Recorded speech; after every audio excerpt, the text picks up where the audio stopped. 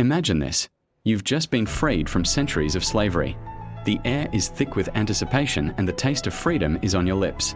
This was the reality for hundreds of thousands of Israelites, led by Moses, as they finally marched out of Egypt. But their celebration was short-lived. Behind them, a cloud of dust billowed on the horizon. It was Pharaoh, his heart hardened once more, leading his elite army of 600 chariots, thundering across the desert in furious pursuit. The joy of freedom quickly turned to terror. They were racing for their lives, but soon their path came to an abrupt end. Before them lay the vast, impassable expanse of the Red Sea. To their left and right, rugged mountains sealed them in. Behind them, the rumble of Pharaoh's army grew louder, closer. They were trapped. Panic swept through the crowd like a wildfire. Cries of despair echoed through the camp. Was it because there were no graves in Egypt that you brought us to the desert to die? They cried out to Moses.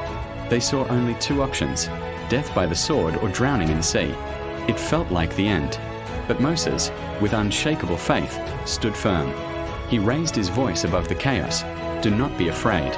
Stand firm and you will see the deliverance the Lord will bring you today. Then, turning to the sea, as commanded by God, Moses raised his staff. What happened next defies all explanation.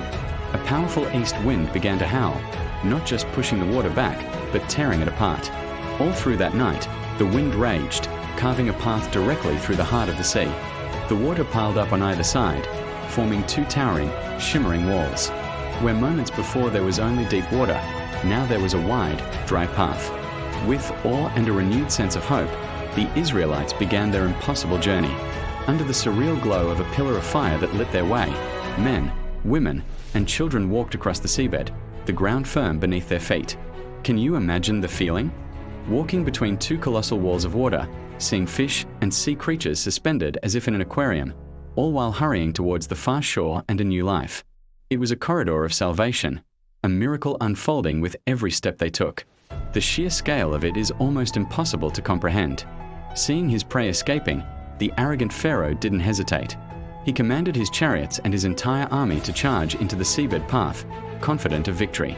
The chariots rumbled onto the dry ground, pursuing the Israelites between the walls of water. But their confidence quickly turned to chaos. The wheels of their heavy chariots got stuck in the mud, slowing them down, confusing their advance. Just as the last Israelites set foot on the opposite shore, as the dawn began to break, Moses once again stretched his hand out over the sea. Instantly, the liquid walls collapsed.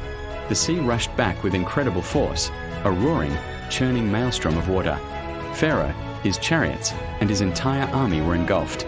The mighty force that had moments ago been their instrument of terror was utterly destroyed, swallowed by the very sea they thought they could conquer. As the sun rose, the Israelites looked back and saw the bodies of their former captors washed up on the shore. They were truly free. The sea, which had been their barrier of death, had become their path to life and the grave of their enemies. This monumental event cemented their faith and became a story told for generations, a powerful testament to hope, faith, and a deliverance that came when all seemed lost. Thank you so much for watching. If you were moved by this incredible story, please hit that like button and subscribe for more content that explores the greatest stories ever told. See you in the next video.